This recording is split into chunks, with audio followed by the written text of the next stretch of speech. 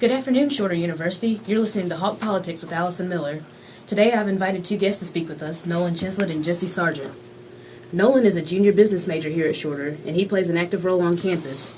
He represents the Hawks on the football team, serves as the vice president of Shorter's Young Americans for Liberty, and he has served on the SGA Senate. Jesse is an Air Force veteran. He has served our country for 2 years and was even deployed to Afghanistan during his time in service. He is an influential figure in the community, serving as a youth minister. He is also very politically active, being a constitutional Republican, freelance researcher and writer, and a Ron Paul supporter. I've invited both of these men on the show to discuss a new organization, soon to be a political action committee. They have put a lot of time and hard work into getting started and running. The organization is called Empower the Youth Leadership Now, and Nolan serves as the chairman of the organization, while Jesse is the vice chairman.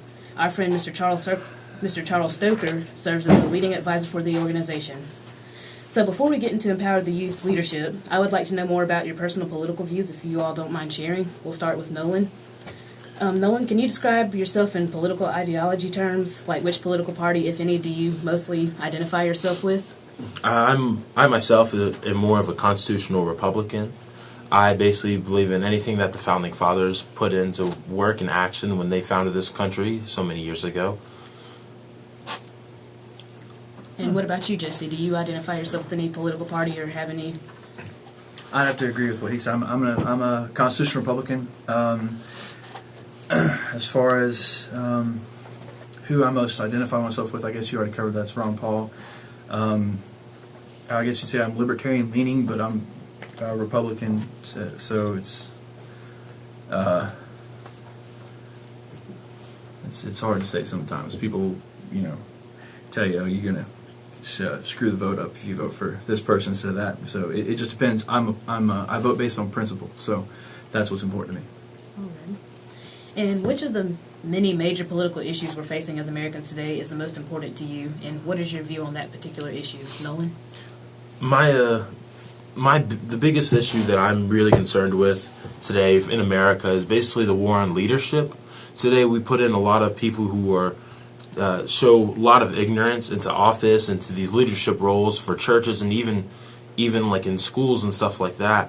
As of right now, there's really a big problem with leadership, and we really need to attack that so we can raise our youth to be a lot better men and women and to actually help this country reign to the top as it was many years ago. What about you, Jesse? You have any major political views that you find most important, and your view on that issue?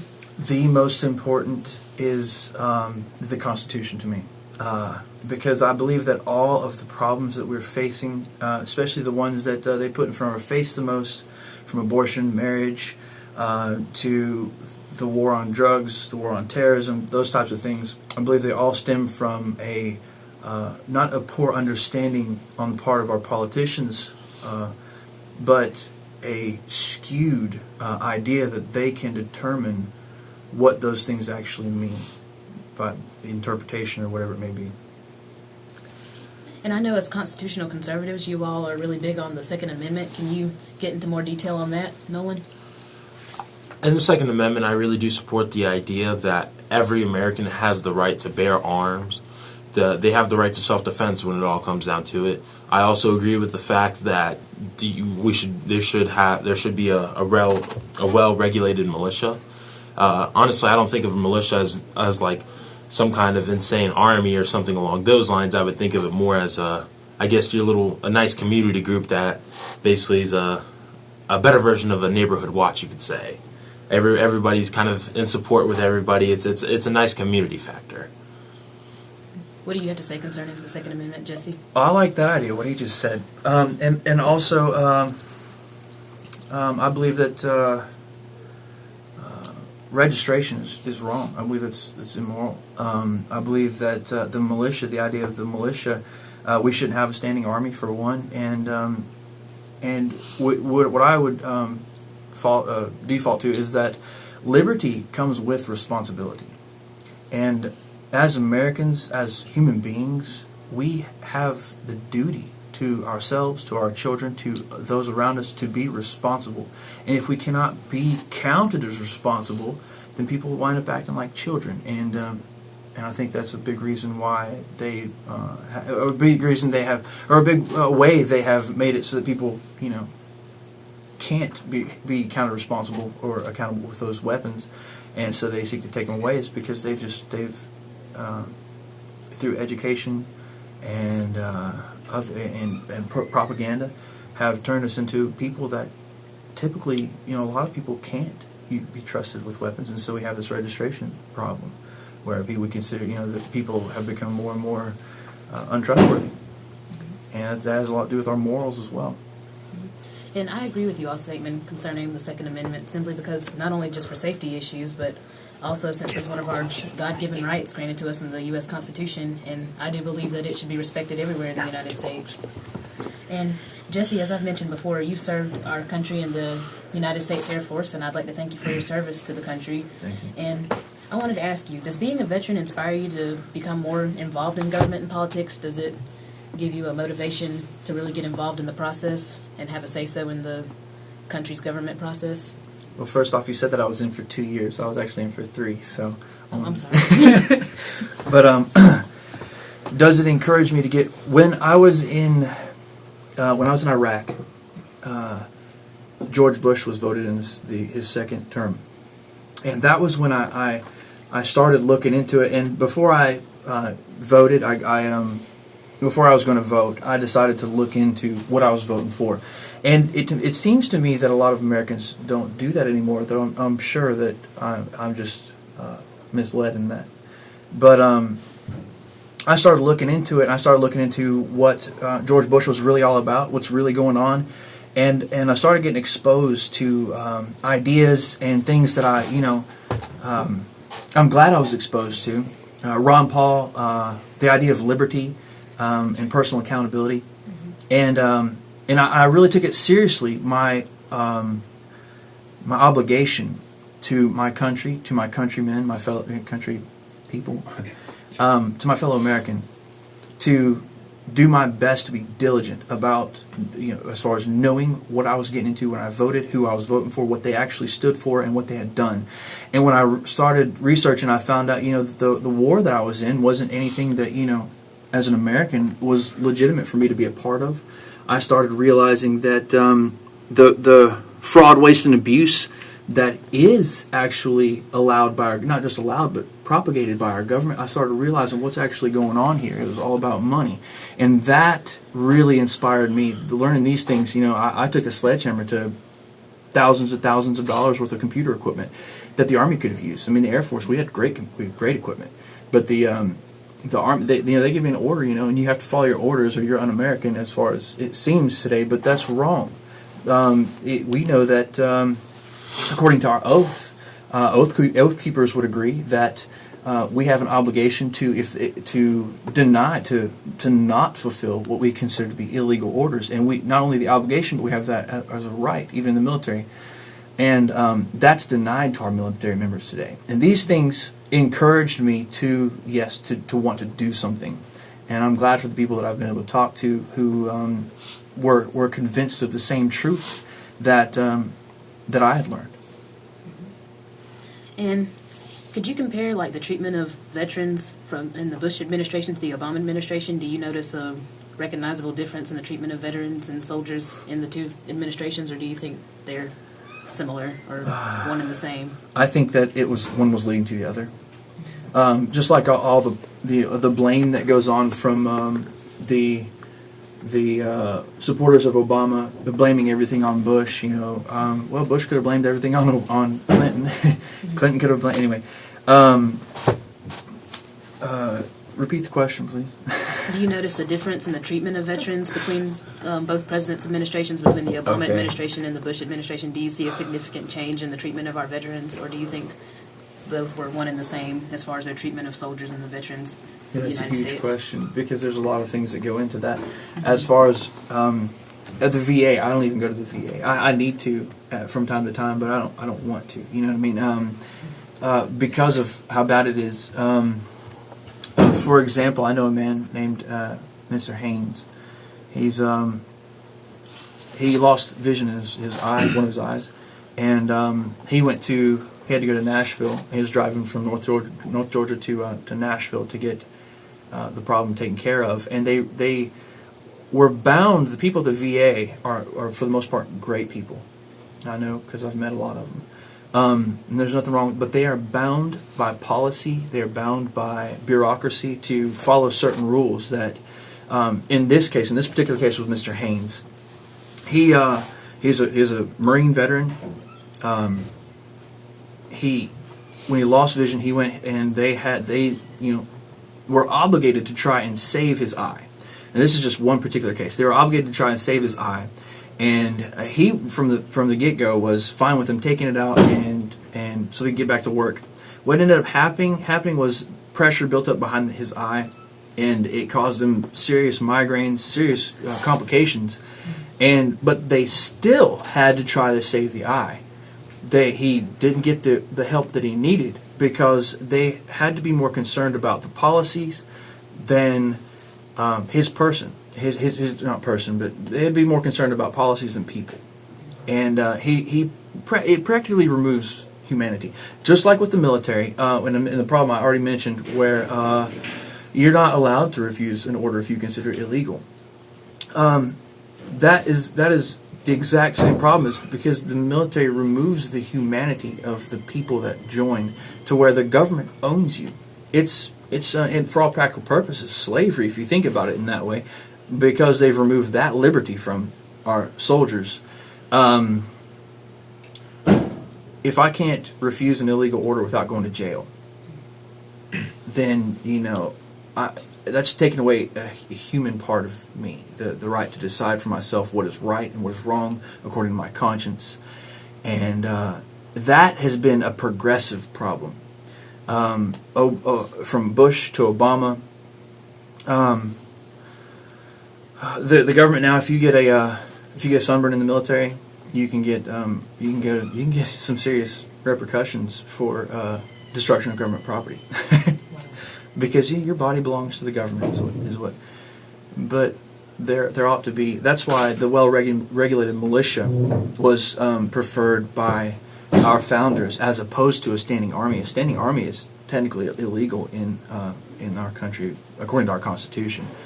In some ways, like a Navy and an Air Force, that would be necessary to have forces that are constantly trained. But as far as the actual military force, infantry and whatnot, that's not necessarily legitimate, and they ought to be able to say no if it comes down to their violating their conscience. See, now they've removed even religion from the aspect of war zones, because if you want to be able to minister or witness to somebody that's on the front line, don't become a chaplain. You need to be on the front line with them. You need to be carrying a gun with them. You need to be an infantryman, because chaplains aren't allowed there. If you can believe that. So there's a lot of things to it, but it's been a progressive issue. And honestly, I consider it a progressive issue for the past 150 plus years.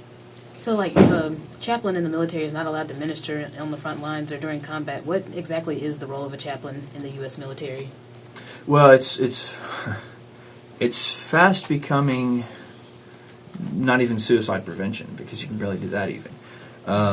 Now there are more restrictions, even especially under the Obama administration, more and more restrictions on the liberty of a chaplain to do his job as he sees it, according to his conscience, according to the Bible. So you find that the commanders, not necessarily chaplains, but commanders even, are not allowed to witness or to help people that are possibly suicidal. And you have what do we find is that in the Air Force alone, you have the highest rate of suicides, like in Germany. If you can believe it, people living in Germany. In Germany, such a beautiful place. They're in Germany. They're overseas. They get all these things they can do are available to them, and they're committing suicide. I didn't know that. The suicide rate for active duty is extremely high right now. The suicide rate for veterans is out. If you Google it, look up the numbers for yourself. I encourage everybody that's listening to look up the numbers for themselves, because it's appalling, absolutely appalling.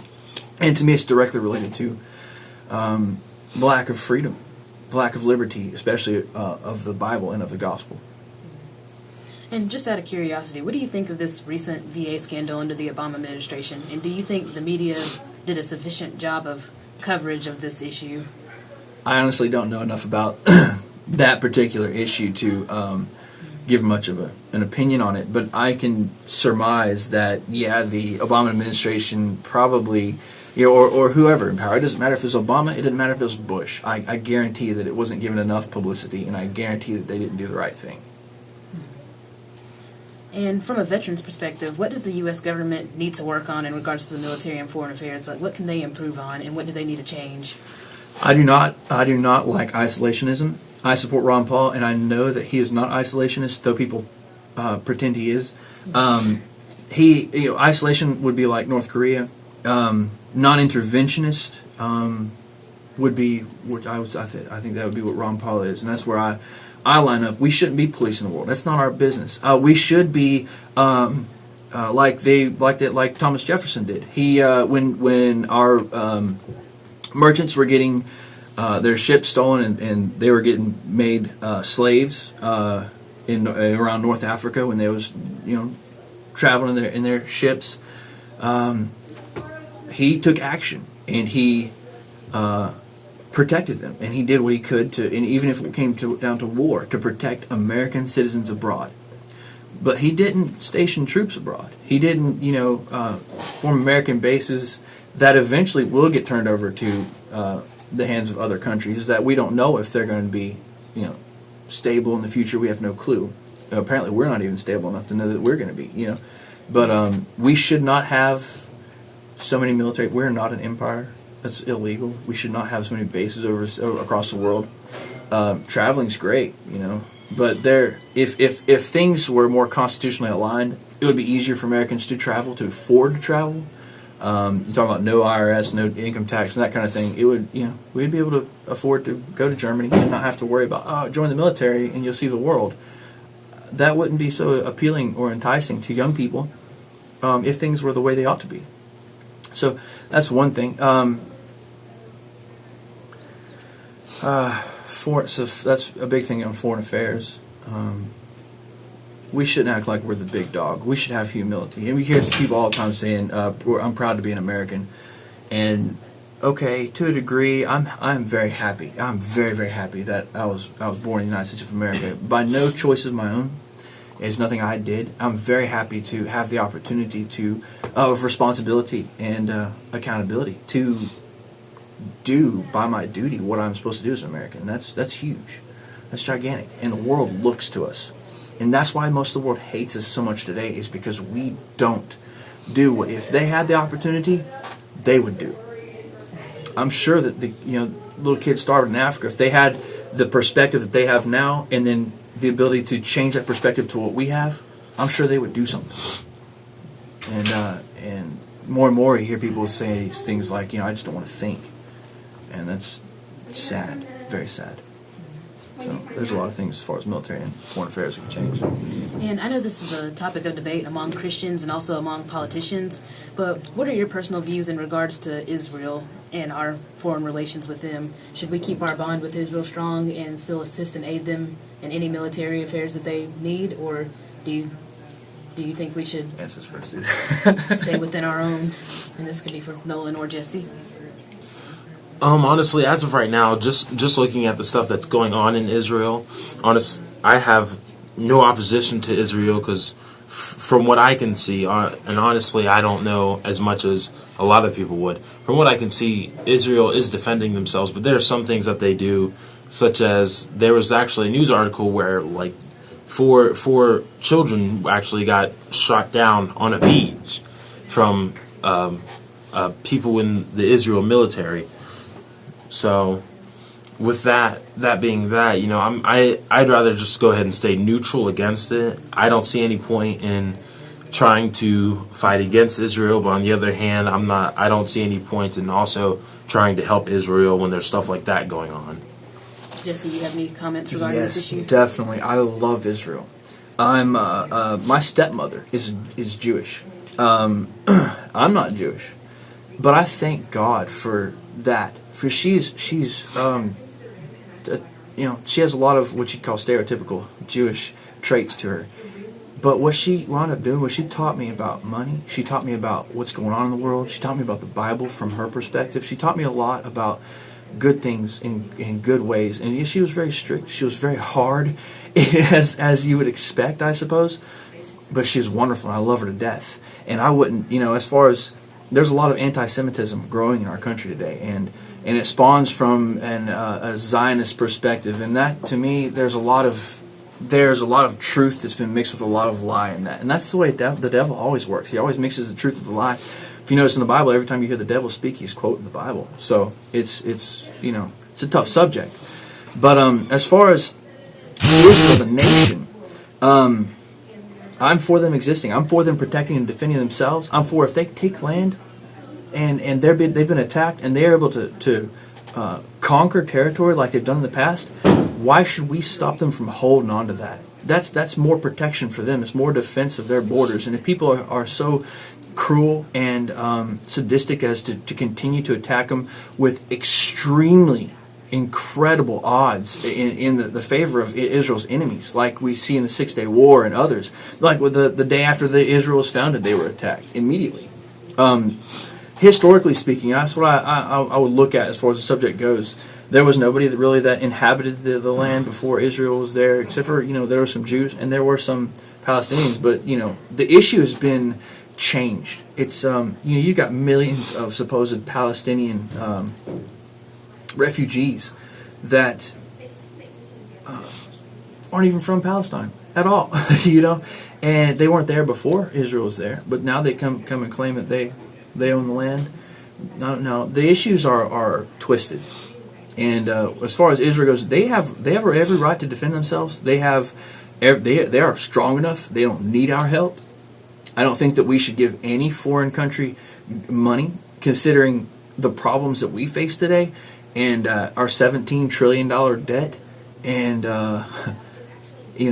other things like that. We don't have money to give anybody, and Israel doesn't really need our money. They need our business being strong, and our economy being strong, so that we can support them the right ways by trade. With a stronger economy as we've had in the past, before inflation and everything got as bad as it is now, or in the last 20 years, Israel would have been better off, a lot better off trading with us. And one last question in regards to military affairs for the both of you. How do you think the United States should address this issue with ISIS? I'll pass that one to Jesse. I'm not really sure. I honestly have kind of a ignorant point of view on that. I haven't really taken the time to actually research any of that, honestly. So, wow, how should we handle ISIS? Or terrorism in general against the United States. How should we go about dealing with that issue? Okay, terrorism in general, and ISIS. Okay, first off, how we are handling today is not effective. How we're handling terrorism today is to treat every single American like they're terrorists, and we just put a blanket rule out there, and punish all Americans. Not even for like in the military, when I was in basic training, if one person in our flight messed up, then the whole flight got punished. But see, these people aren't in our flight. They aren't the United States Americans. So we're punishing the United States of America for what people in some other country are doing. And after we see all the lies that we've been told, weapons of mass destruction in Iraq, and we're still, I think that a lot of it's propaganda. But then at the same time, we need to be focused on real issues. So when it comes to terrorism, we need to find out, why are they terrorists? I don't know if anybody's read the Quran besides me in this country, but I know some people that have, and I've seen some legitimate. But if you go to Quran.com and take all those really bad surahs in the Quran that you hear about the most, and you look at the different translations of it, you find out that it's a whole lot worse than even the people that say it's bad portray it to be. So their God is a terrorist according to the Quran. So that's pretty extreme. Now I'd be labeled as a racist and a terrorist or extremist by Muslims and probably by liberals or left wing people because of that statement. But I'm fine with that. They can label me whatever they want to, because they're the ones that are all about labels. I prefer equality, and I believe all men were created equal by God. So when it comes down to that, terrorists ought to be treated as criminals. If they commit a criminal act against the United States of America, they need to be prosecuted as if they were criminals, and they need to be sentenced according to Congress. It would be, to me, it's almost, messing with us like that, like they do, messing with U.S. Citizens abroad. We have to be judicially sound in how we deal with them. We should not be military interventionists and sending our military to deal with issues that we're not fighting a military, we're fighting a tactic. So it's a completely confusing situation. As far as ISIS itself, or what Obama likes to call ISIL, which eliminates the idea of Israel existing, if you think about it, because he's calling it Levant. ISIL, the L is Levant, which is the old Crusaders word for the area. ISIS, to deal with that issue itself, we need to first focus on the terrorist training cells here. You've got over 100 terrorist training cells in the United States of America today. And if we start focusing on here, and then be concerned with our citizens abroad, Israel can handle it. If we let Israel go, they'd probably handle the problem themselves quick. And I almost guarantee that Israel could take care of the problem if we would let them be free. And us giving them money, we're forcing them to be dependent upon us. They have to ask us permission to do anything just about. Let them be free, and maybe they'll solve the problem. I mean, you're talking about ingenious people, I guess, ingenuitive people that their country speaks for itself. It's beautiful. I don't know if you ever looked at it on Google Maps. Just looked at it. The outline of the country, you can tell it by where it's green. You know what I mean? Yes, let them handle the problem in their area, and because the biggest threat is to them. Well, thank you, Jesse, for sharing your personal views on the military affairs, and you did a good job of clearly and understandably laying that out. And Thank you. now on to Nolan. As I have discussed earlier, Nolan is our Vice President for Shorter's Young Americans for Liberty. And I'd like to ask you, Nolan, can you describe some of your experiences with Shorter Young Americans for Liberty, some events and campaigns and your typical meetings and what all we have coming up? Well, with Shorter University's Young Americans for Liberty, we've held many events. We've went from going out to campaigning door to door with a lot of these figures that are going into political office. One of them being Catherine Bernard, who is running for a state representative position in part of Atlanta. We were actually a part of helping out with Paul Brown, who's running for the Republican primary for U.S. Senator. And we've also been a part of helping out with Derek Grayson, who's also running for U.S. Senate for a Republican primary. So we've done a lot of actually hands-on action, going out and going door to door and trying to help a lot of these people. We honestly never had a lot of money, so donating our time is what we are actually doing best, what we did best. And I know last year, as a member of Shorter Young Americans for Liberty, we campaigned, like as Nolan has said, for several candidates such as Catherine Bernard, Sam Moore, and who else? Hayden Collins, and just several candidates at the state, local, and national levels as we campaigned for Paul Brown for U.S. Senate in Georgia. And Nolan, do you have any preferences for candidates running in the upcoming Georgia election? Me personally, for governor, I'm a very big supporter of Andrew Hunt. He is the Libertarian candidate who's running for governor. Out of everyone there, Andrew Hunt knows what he's talking about. He's not another lawyer, He's basically another citizen, concerned citizen like me and you, He knows a great deal about business.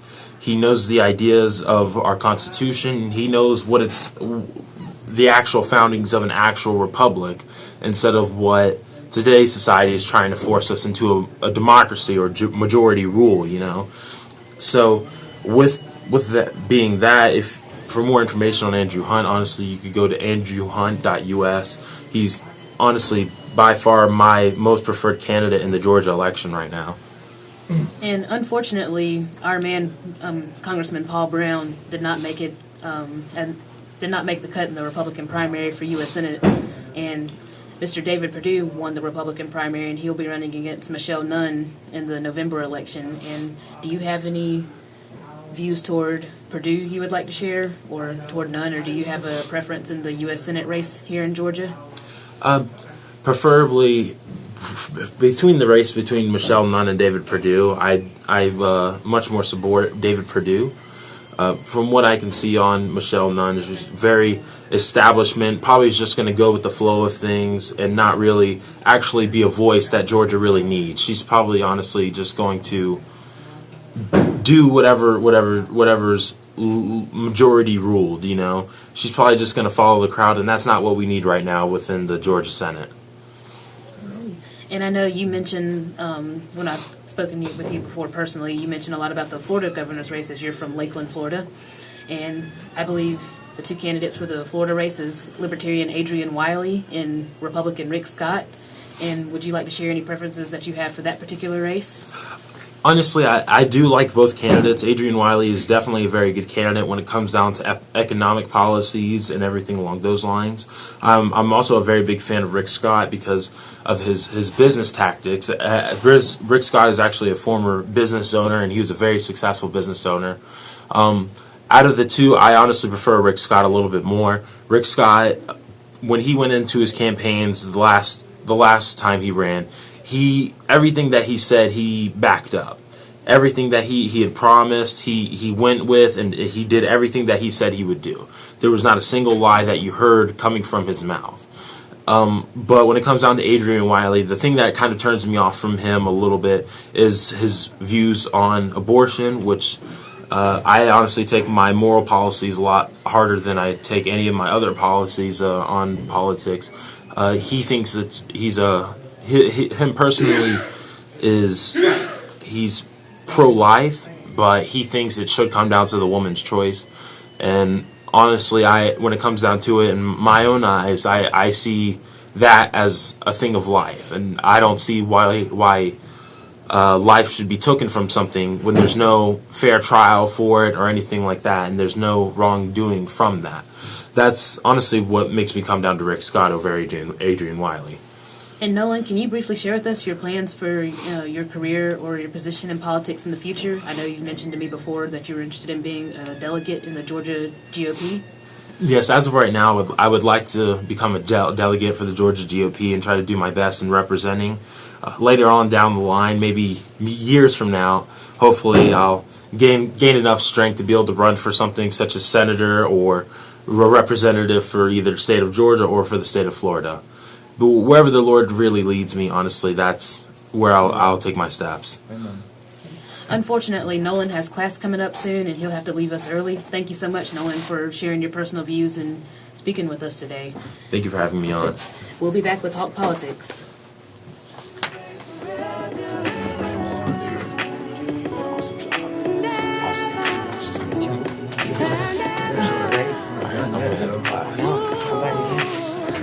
Oh yeah, you're not done yet. Oh my god.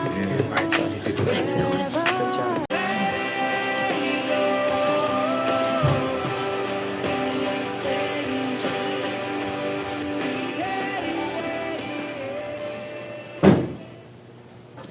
We're back on Hot Politics with Allison Miller, and I'm still here with Mr. Jesse Sargent.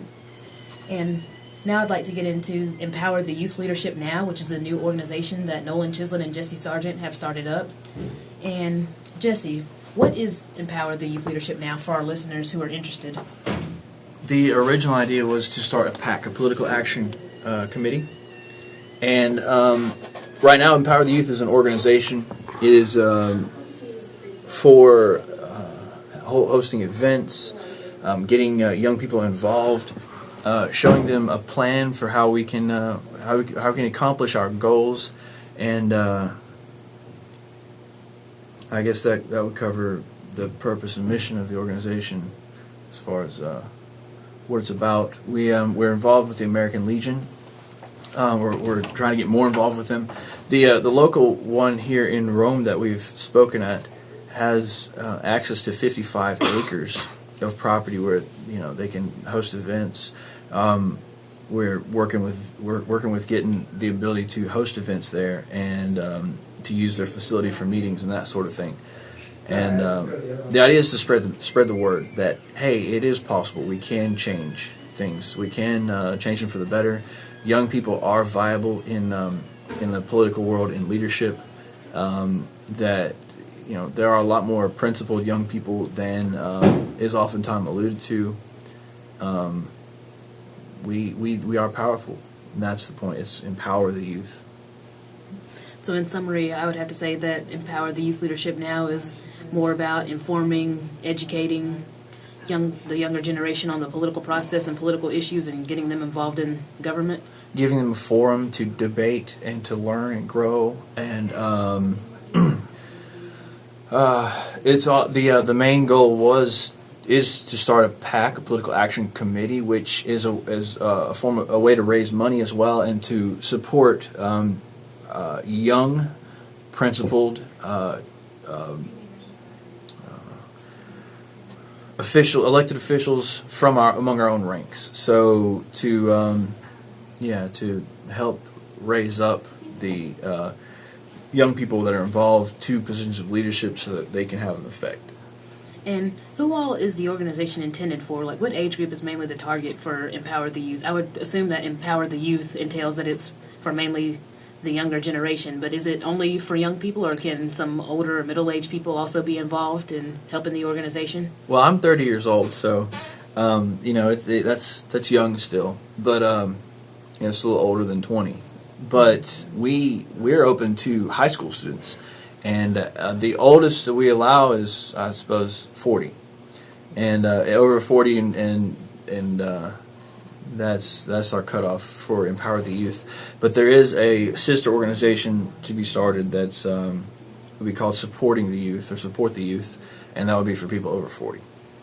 Does Empower the Youth Leadership Now have a national office, or is it just mainly a local organization, or is this like a local chapter of the branch of Empower the Youth Leadership, or is it a newly devised organization? Right now, this is a newly devised organization. I'm so glad you you entered that auction. But the plan is we are a international organization that will have local chapters. And right now, we have started with this chapter here in Rome, and we don't have a home office yet. I mean, I work out of my home, and Nolan works from his whatever, and I believe you do as well. So, it's just, and that's why we got involved with the American Legion, so we can have places to host events and hold our meetings, and so that's where we stand right now. And I've had the opportunity to actually attend a Empower the Youth Leadership Now meeting, the first event that we had at the American Legion, and I was highly impressed, and I'm really excited about our cause and our events coming up and us getting more young people involved. And could you explain, Jesse, that if Empower the Youth Leadership Now, is it a partisan organization or a nonpartisan organization, and are we allowed to endorse political candidates? We do. The organization itself can endorse political candidates. As an organization, we don't have a problem saying that we prefer principled members. As a political action committee, we are nonpartisan, completely nonpartisan. If it doesn't matter, as long as you're young, as long as you're a young person, you can be a member and you can run for office, and we'll support you. Will we see any differences or any drastic changes as we go from an organization to a political action committee? Actually, there will be both. There will be the organization, and then there will be a political action committee as well. The political action committee falls under different rules, but the organization will be they will both work together. But the political action or the organization itself will be more of its own thing. And for all the listeners who are interested in becoming a part of this group, can you give the general format of a typical meeting, like how the agenda is for a regular meeting or an everyday meeting for Empower the Youth? Okay, well, it depends on what the event is. If it was a typical meeting. Okay, a meeting would I would probably go over the minutes to begin with, and the concept behind Empower the Youth is to give people a forum to debate issues. So we'd be able to practice public speaking, giving speeches or talking in front of each other, and it's a pretty open forum kind of thing. If people have issues they want to bring up, or they want to talk about what's going on recently. We can host debates, and we can do that sort of thing. It's very open. It'll be geared towards organizing events and organizing radio programs, television time, that sort of thing, which we've been on the radio once before this. Nolan and I have, and given our speeches, and that was on 1400 AM out of Fort Payne, Alabama, and they have a pretty good listener support base, and it was a lot of fun, and it's a great experience that is open to anybody that will join Empower the Youth. We'd like to encourage public speaking and to practicing that, and are able to provide that opportunity to people. So. And as I've said before, we had our first meeting at the American Legion in Rome. I believe it was the first week of October. And Jesse, would you mind giving our listeners a brief description of what all went on at our first meeting? Yes, ma'am. That wasn't a very formal meeting. That was more for the American Legion itself. And what our goals was to meet with them in they had 2 meetings that day at the American Legion. The first one was their leadership meeting, and we wanted to present what we are about, what we need to them, and Nolan Chislett did a good job talking to them, and then I presented a short speech as well, and then they allowed us to address the entire membership that was there that night of the Empower the Youth, or of the Legion, and we were able to go up on stage, and several of us give speeches, tell a little about what we're doing, and just get that experience. And then we also had Andrew Hunt, and we were able to hang out with him for, I think he spent like an hour or so with us, just answering questions and being a normal person, and it was really awesome. And we were able to hang out with people that gain nationwide fame or whatever, and talk to them like normal people, and that's something fun and interesting to do. And I believe you all attended the Rome Air Show this past weekend, and unfortunately I was unable to attend as I went home that weekend. Can you describe how that experience was and what all y'all did at the Rome Air Show? Hey, that was a lot of fun, too. That was my first time seeing the Air Force Thunderbirds in action. I've seen the Blue Angels quite a few times. Nice. But I'm not sure, being an Air Force person, if I'm a biased opinion on that or not. But I think the Thunderbirds might have had the Blue Angels a little bit, except for their planes aren't quite as good. But we passed out some literature, and we were able to. Alex Johnson was there, and he's an attorney. He ran for. Yes, Alex Johnson. He ran for the chairman of the Georgia GOP. I believe it was last year or year before last. But yeah, he has a very prominent position in the Georgia GOP. He is a brilliant young man, a brilliant young person, and he was able to, talking to him, that's what it's about, is expanding the horizons of our knowledge and an understanding of what's going on, and he was able to break down a lot of things about our Constitution, how people see it, for me, and it was a great experience. We passed out literature, stickers to the kids, that kind of thing, and of course enjoyed the show as well, and enjoyed the time talking and fellowshipping. Does Empower the Youth Leadership Now have any upcoming events that our listeners should know about? We have one tonight. We're going to be speaking at an American Legion in Calhoun. We have one coming up on November 1st where we'll be at another American Legion, and there are more. We have a raffle going on right now. We are raffling off a target pistol, a Ruger target pistol, and the raffle tickets are $2 each on that. I'm not sure about our ability to do that here in this county, but I know where I am. I live in North Georgia, near Dalton. And it's that's some example of some of the things we have going on right now. And I believe that we also have another meeting with the American Legion in Dalton, Georgia. Yes, ma'am. Where we'll be speaking with all of the other American Legion. There'll be representatives from American Legion posts all over Georgia. And can you give a more detailed description of this particular event? That meeting, we're going to be meeting with the area. What is that called? The district leaders for the American Legion, and we'll be able to present our organization and have a few young people give a speech. We also will be joined by Derek Grayson, which I'm excited about because when I found out who was going to be there as far as Derek Grayson goes, I didn't realize who exactly that was because I knew him by his YouTube channel, but when I found out that's who that was, I was really excited. I'm happy about the opportunity to be able to meet him. I can't wait to hear what he's got to say. That's going to be a blast. And for those of you who don't know, Derek Grayson is an online minister, and he also was a candidate in the Republican primary for the U.S. Senate. And we also had him come speak at one of our shorter Young Americans for Liberty meetings last year. So he's a very influential individual, and we look forward to him at our event. That'll be fun. And Jesse, what all do you hope to get accomplished through Empower the Youth Leadership Now? I would like to see more and more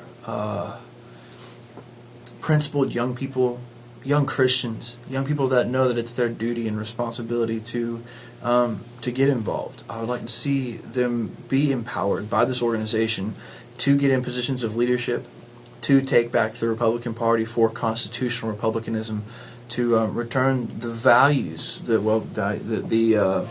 Values isn't the right word because values is pretty broad. The convictions of our Constitution, the convictions of the Bible to our government, both locally in our state government and especially in our federal government, to return us to a constitutionally sound country where people enjoy liberty again and the responsibility that comes with it, and where kids have more opportunity. Our next generation has more opportunity to expand our horizons as a country, as a people, as Americans.